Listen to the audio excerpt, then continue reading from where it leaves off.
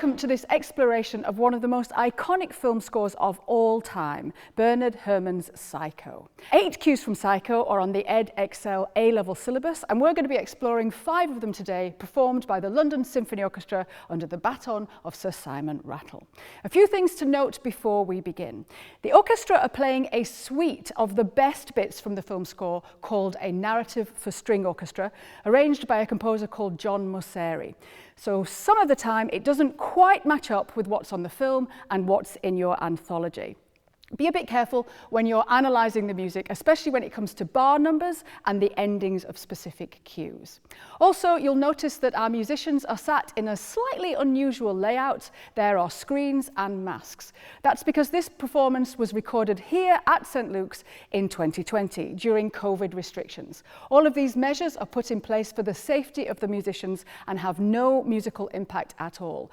But Bernard Herrmann wouldn't have really wanted it to look like that. So, a bit of background. Psycho is a horror film from 1960 directed by Alfred Hitchcock.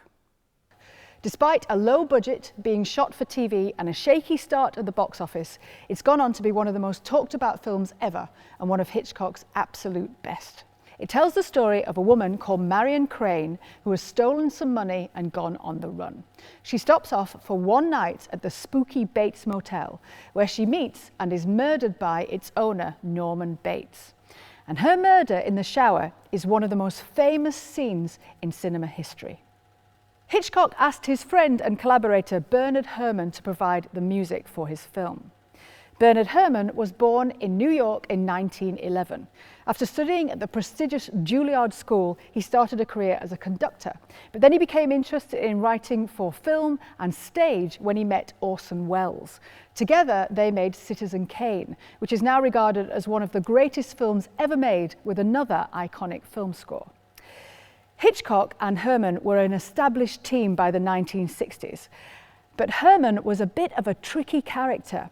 He always insisted on complete artistic freedom, which was unusual in the world of film, where the director normally has the final say. But Hitchcock respected his friend so much that he gave him completely free rein. Herrmann brings in modern sounds from the concert hall, he orchestrates and conducts the music himself, and he even receives equal billing on screen alongside Hitchcock. His first innovation was in his choice of instrumentation. Hitchcock was working to a tight budget, so Herrmann cut costs by using only the string players of his orchestra. He said that their sound perfectly matched the black and white images on screen, and it forced him to be extra inventive. He had to try and find lots of different sounds from their limited palette. Before we look at the music, we're going to explore some of the techniques he uses. Despite only having string instruments, Herrmann manages to get a lot of different sounds from their limited palette. He uses a lot of techniques like pizzicato, glissando, tremolando, sul ponticello. Sometimes he splits them into up to 8 or 9 different parts, and he's quite specific about things like dynamics, articulation, and bowing. I'm joined by 2 wonderful players from our string section, Maxine and Rebecca. Welcome. So the first question is, does Bernard Herrmann write well for strings? Rebecca, what do you think? Yes, he does actually. I mean, this is really fun. Psycho is really fun to play. But also I've played another piece by Herrmann, the Clarinet Quintet, which was well written and actually really gorgeous. And you like horror films, I've just discovered. I do. I like being scared, having that jump out of your seat moment. Do you like Psycho? Very much so. I mean, you can't get much more classic than Psycho, and I think we all think twice, you know, when we walk into a shower, and certainly on tour in the hotel, I quickly pull back the curtain just to check when I get into the room. Wow, we're getting a real insight there into your life. So let's talk about some of the things that Herrmann does. Mutes. You play with mutes on almost for the entire score. So tell us what a mute is, what does it sound like? Why don't you go first, Max? A mute basically does what it says on the tin. It just deadens the sound, so it's pretty easy to just take on and off quite quickly, and it just adds a very different muffled quality, which I think composers generally use to really, really great effect. Something that's so simple but yet has a very, very different kind of sound then. Let's hear the opening with a mute and then without. Okay, what's quite unusual about the way he uses the mute is that it's really loud. And quite often the mute is used, as Maxine said, to muffle things. So it's really unusual that he uses it here. But this is with the mute. this is without. It is quite different. Quite different, yeah. And is it unusual to play for such a long time with mutes on? It is for this kind of piece, I think, yeah. I was quite surprised when I first saw it. I think there's only sort of 16 bars when you don't have the mutes on. Something very tiny like that, the famous bit without mutes. Okay, so bowing. Herrmann is really specific about his bowing. Are all composers like that? I don't think all composers are. Some are very, very particular about sounds they want. If they want things on a down bow, then to be quite harsh, which is obviously, you know, a big part of Psycho. With having the down bows, you get a very different sound than if you were going down, up, and down, down, down, down, gives a violence to it. So I think it just depends on what, you know, he was writing specifically for action on screen. So I think that contributed a big part of why he wanted to be quite specific. But it's not always the same with composers. It, you know, often you can change things and mix it up. It's never that set in stone. I think Herrmann would have been really cross if you'd have changed anything. He was really, really specific. Well, it would sound really different. Yeah, so why don't we hear the beginning, which is down. Could you play the beginning together, all those down bow chords? Okay. And then do something different with it. So now what happens if you don't do it all down? Oh, now that sounds completely different. That sounds very quite naff. Yeah, it does, it does. So he had a point. And I love that you use the word violent, that it makes a violent sound. Yeah, because I think with certainly music that's written for film, in soundtracks and things, their point of contact at first is seeing the action on screen. So putting music together to that, it just adds to the element of what you're seeing. And for this, of course, the famous moments, you know, we're all thinking of, you know, a knife, and that's reflected very much in the way we have to interpret the music that he's written. Yeah, because when you do the shower scene, it looks like you're stabbing as you're playing. Yeah, very much. So there's a bit in Divisi. Now, Divisi always kind of makes me wonder what's going on. There's a bit where you are split into 8 parts. So normally, a string orchestra would be 5 parts: violin 1, violin 2, viola, cello, bass. But Herrmann splits you into 8 parts. And that's, for you, with your anthologies, that's the cue that's called the city. But for us, it's a bit different. For us, it's around about bar 1, 3, 1. Why does he do that? When you see Divisi, do you have to kind of have a chat about who's on what part? Or do you know what to do? It depends. If it's Divisi in 2, because we sit in desks of 2, it's nearly always just inside and outside players, and that's very straightforward. Sometimes if it's a big tune, the conductor will want the tune at the front, so we'll Divisi front to back. And then if it starts being Divisi in numbers of 3 and things like that, we have to start doing maths and figuring out who plays what. So what would it sound like if you didn't have Divisi and you had double stopping? Horrible. Can you show us how horrible that would be? Thanks.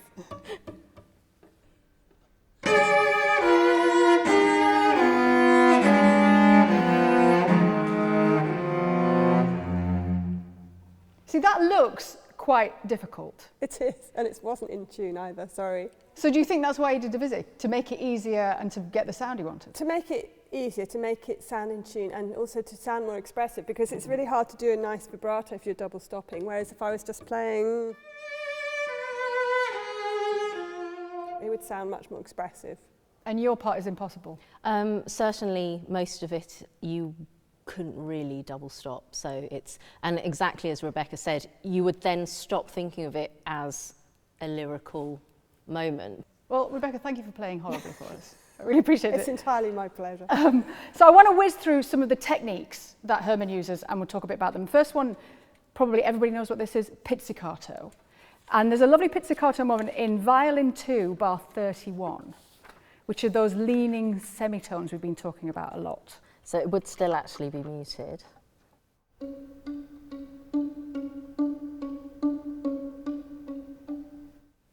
Sounds a bit like Jaws. It does. And I think it has that quality of something's about to happen. I mean, it's so simple, but it has that feeling of something's about to happen, and it's all a bit ominous, just underneath the surface. And pizzicato, is pizzicato just pizzicato? It's just plucking, or are there loads of different ways of doing pizzicato? There's a few techniques. You can have pizzicato called a Bartók pizz. Bartók was a Hungarian composer, and he made up a pizz where it ricochets back against the fingerboard. So instead of just sounding like that, it would sound Whoa. like that. But there's none of that in this, I don't think. I don't think so.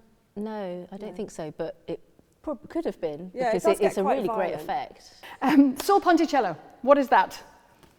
That's when, obviously, the direct translation being on the bridge, so being the bridge of the violin or cello being hit. So it's just basically getting as close as possible to the bridge and making, it's quite a sort of,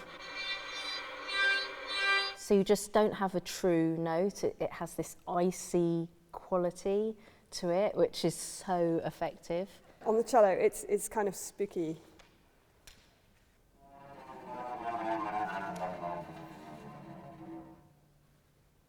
And that was also tremolando, right? So what's tremolando? Yes, well, that's when you're moving the bow very fast. So without trem, that would have sounded. But with trem, you try and put as many up and down bows on as possible very, very fast, so it sounds like that. So that's tremolando and sul ponticello? Yes, And it's a chromatic scale? it is. Max, even though you can't find it, could you do that? I have found it. Hey!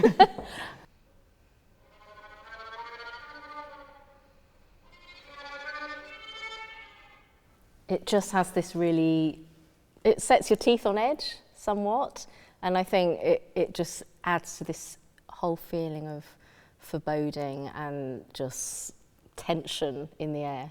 And glissando, let's go to the murder scene. So those famous upward glissandos, down bows, you know the bit I mean, and also very, very high notes.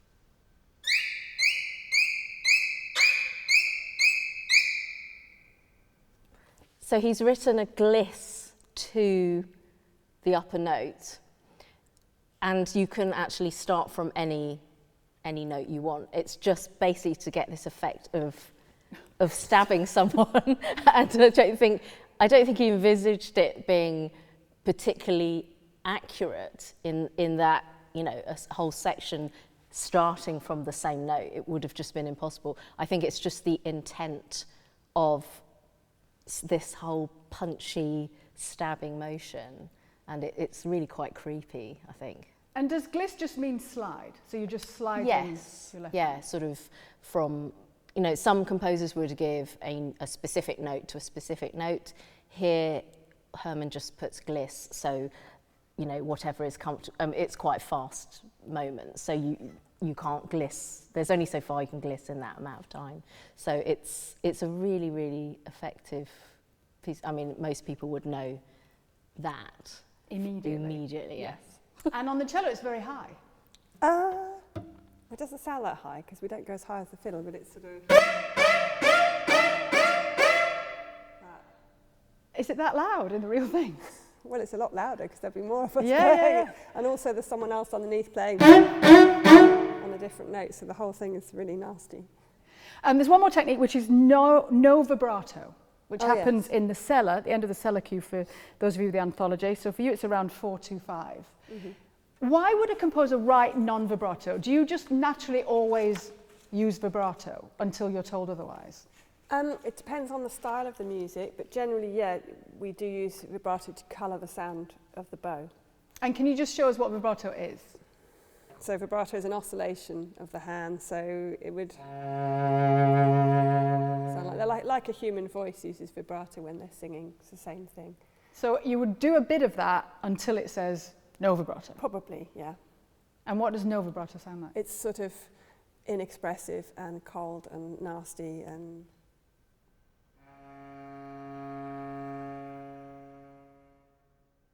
So final question. This is really iconic, this is really famous, particularly for the violins. Is it clever or is it a cliche? Who wants to go first?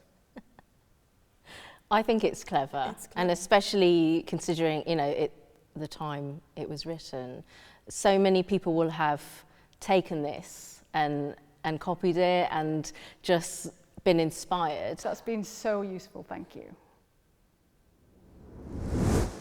Psycho is undoubtedly a scary film, but for the first 20 minutes or so, not that much happens on screen. We just watch a woman going about her everyday business and dealing with a tricky love affair. The music, however, is designed to make you feel unsettled and uneasy, and by the end of the prelude, you really know that something awful is going to happen. Let's listen to the full prelude now. See if you can figure out how Bernard Herrmann does it.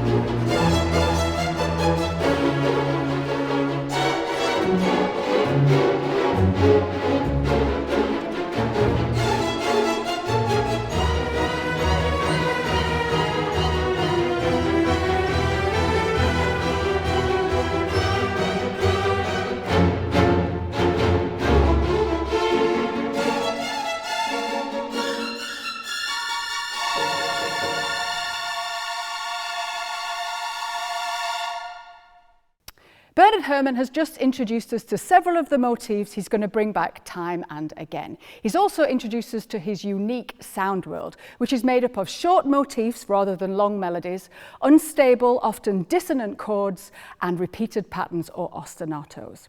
The prelude is in 2/4, it is fast, and it has a strong rhythmic drive from the almost constant quavers that are sometimes interrupted by syncopated notes from the bass. It breaks down into 4 distinct musical ideas. The first one is this stabbing, unpredictable rhythm. This chord is ambiguous. It's neither major nor minor, it's not really in any key, and it doesn't have a tonal center. It's not a nice sound. Marion is stabbed to death in the shower. This stabbing, unpredictable chord, sometimes called the Hitchcock chord, placed right at the beginning of the film, is setting us up for what's to come. This dissonant chord isn't chosen for its function within the harmony. It's chosen for its specific sound. Herrmann's music at this point isn't moving towards a cadence or anything like that. He's choosing his chords for their sound effect. The stabbing chord continues in the basses and the cellos, whilst the second violins and the violas move on to the second idea, alternating, falling semitones. Semitone leans are then present throughout this prelude. Look at bars 9 and 10, where we have falling semitones in thirds on the second violins and the opposites on the violas. The first violins then enter with their idea, and it's an unusual one. It's not in a key again, so it's atonal, and it has a sort of wonky rhythm. It feels unpredictable. It's not, it's just unusual.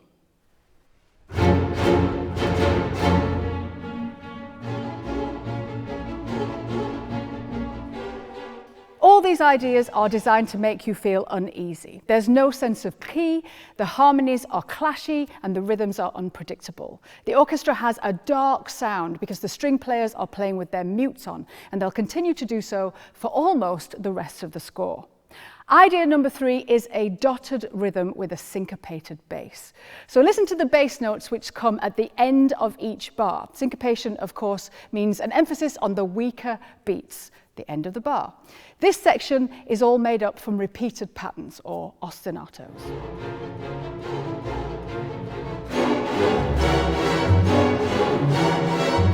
then returns to ideas 1 and 2 before introducing his last idea, idea number 4, at bar 37. This is a ghostly tune. Here it is in full.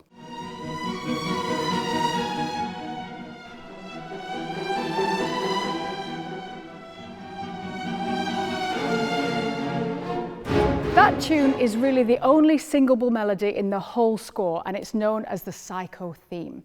We hear it twice in the Prelude, first on soaring first violins and then on cellos high in their range at bar 111.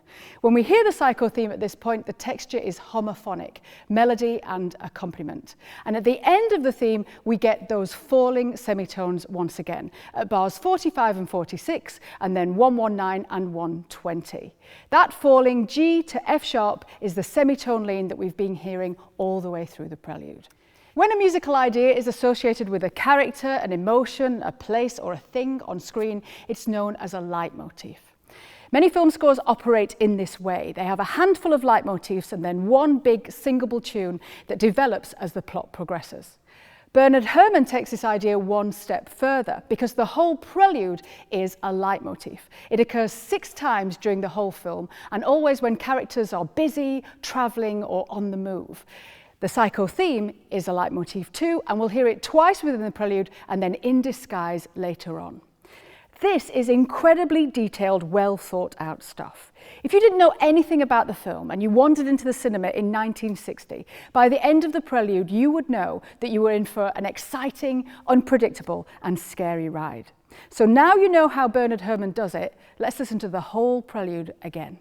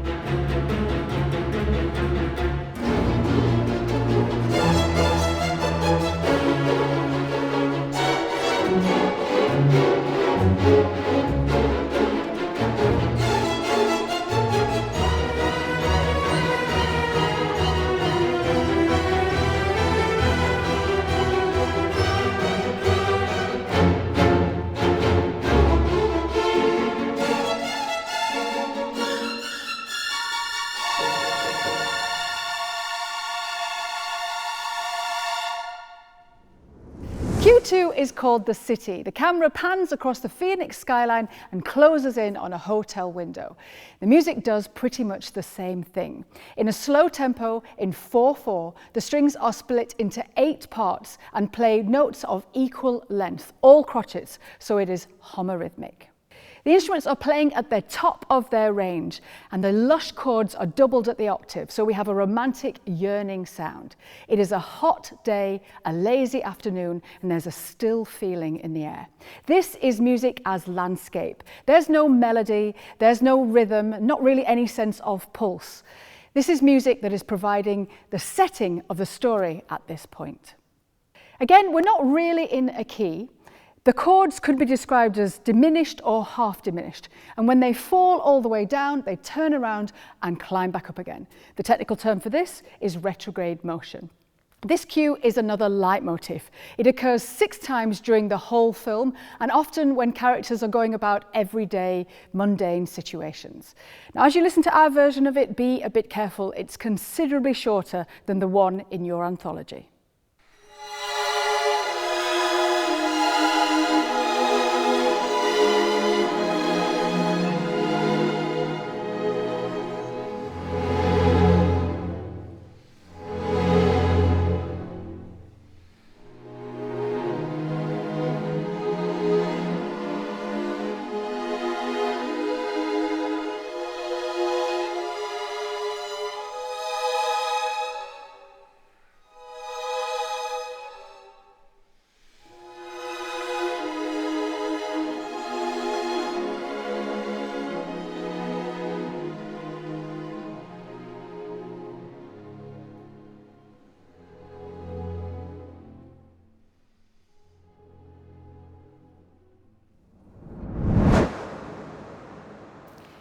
Let's move on to one of the most famous music cues in cinema history, the murder, or the shower scene. Now, in 1960, it was very difficult for Alfred Hitchcock to shoot this scene. He wasn't allowed to show nudity, he couldn't show the stabbing, and he didn't want you to see the murderer's face. So he had to be very clever about how he designed this scene. He also didn't really want music in it at all, which would have been a mistake, because if you watch it now with the sound turned off, you'll notice that there's not that much happening on screen. This is the only point where the musicians play without their mutes, and Herrmann uses 2 simple motifs. The first one is a series of high notes which spread across the ensemble, forming an 8-note cluster chord.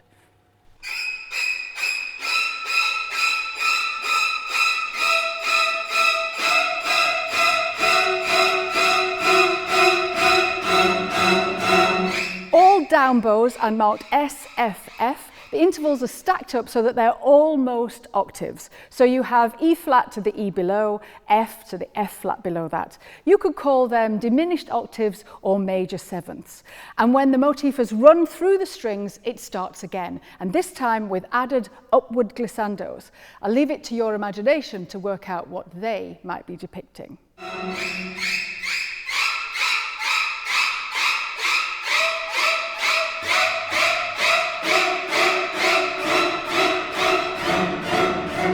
The second half of the cue is made up from alternating arco and pizzicato chords from the upper strings and low, doom-filled bass notes. There's the interval of the semitone and the tritone in all of the chords. The first one is a half-diminished chord on D, and the second is made up of 2 interlocking tritones. So we have D to G sharp, and then G to C sharp or D flat. The tritone is one of the most unstable of all intervals, avoided for hundreds of years by composers who associated it with the devil. So really interesting that it's used here. The cue finishes with a low tritone, C to F sharp.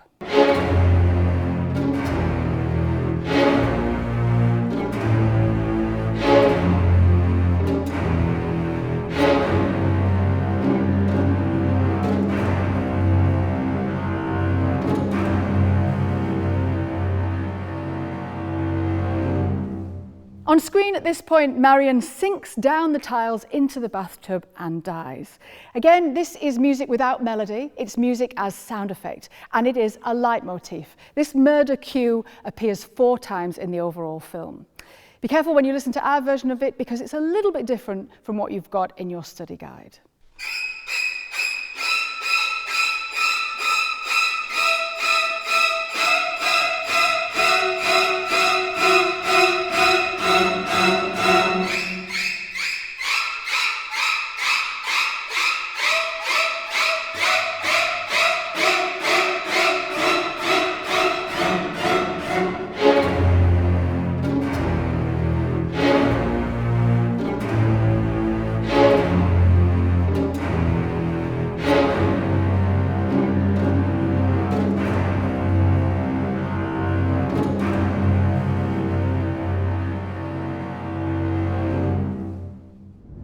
Later on in the movie, Marion's sister Lila rushes into the cellar to hide from the murderer. Herrmann uses short tremolando motifs to depict this. Hidden within the texture, there's an emphasis on the interval of a semitone, borrowed from the Prelude, and also some chromatic movement. We start with a trill on the note D, doubled at the octave, and then 2 semitone leans.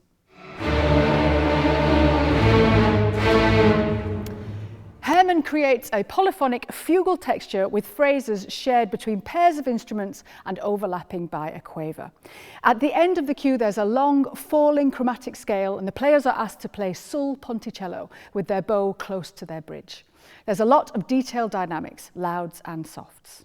Herrmann's music depicts the danger of the scene with short flickering motifs and lots of tremolando. At the end, he builds up a wide-spaced chord, which is actually a 9-note cluster chord, but there are no clashing sounds because of the way the notes are spaced across the instruments. Here's the full cue.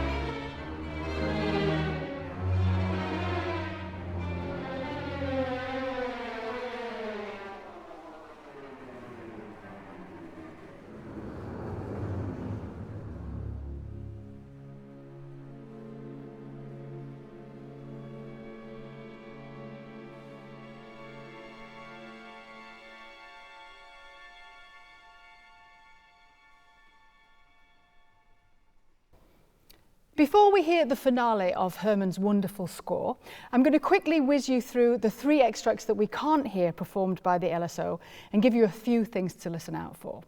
The first one is Marion, which is the most conventional of all of the cues. It is tonal, so you could say that it's in C major, and it is ternary form, A, A, B, A. It's made up from a 3-note phrase which is filled with sadness and melancholy. Each phrase has an arching shape and the interval of a fifth, although towards the middle of the cue, the intervals start to diminish to fit with the harmony underneath. The phrase is repeated and forms a sequence.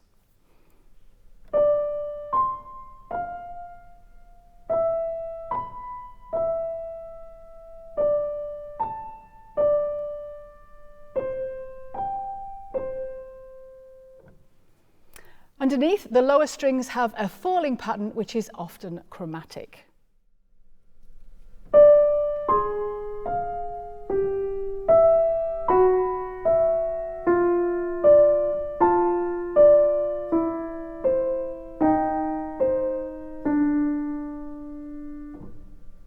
These 2 falling ideas with lush timbre are rich and romantic, but the falling shape and the dynamic tells us that Marion is not happy. The cue comes to a rest, like so many others, on an ambiguous chord. It's actually a G minor chord with a major 7th on top. So if we're in C major, we could call that a dominant 7th, left hanging in the air, rather like Marion's state of mind at this point. And of course, that chord is the Hitchcock chord again from the Prelude. Toys is the most rhythmically conventional cue in the score. It has a double pedal, so there's a long E in the basses, a crotchet E in the cellos an octave above, and a crotchet F above that in the violas.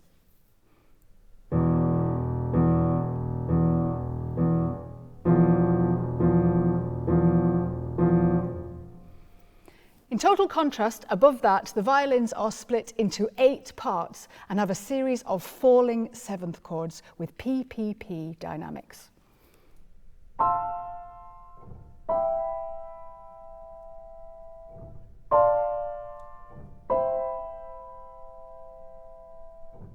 This is a really simple cue, but it's incredibly detailed. The basses and the violins have got a lot of dynamic detail. The cellos are playing pizzicato and the violas have only down bows. So Herrmann knew the exact sound he wanted and how to get it. Then there's the wonderful discovery, which is a packed flurry of notes, spiky rhythms, dissonant chords, and chromatic movement. It begins homorhythmically, but then when the cellos and the basses move across to triplet crotchets, we have polyrhythms with the semiquavers elsewhere. The discovery is the body of Norman Bates's mother sitting in a rocking chair. As the chair is spun around, we hear falling chromatic scales, and the music shifts from 2/4 to 3/8. These chords are actually falling seventh chords. Look closely at the top note of each alternate bar, and you'll see the Psycho theme.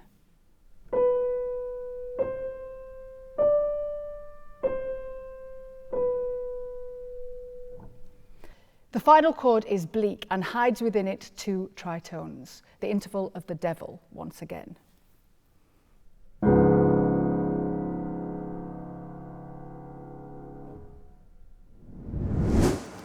The finale cue comes, of course, at the very end of the film. We have discovered that Norman Bates, spoiler alert, killed Marion whilst he was hallucinating he was his own dead mother. On screen, we see a close-up of his face with his mother's face superimposed on top. The music is perhaps the most sympathetic here. It begins with a 3-note viola theme, which is bleak and directionless. It is monophonic.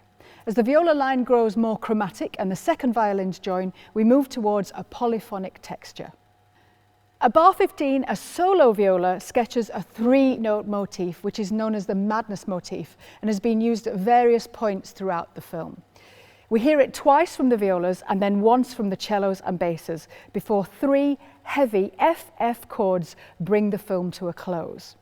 This final chord is again ambiguous and features tritones within it. So we have a D at the bottom with an A flat minor chord on top.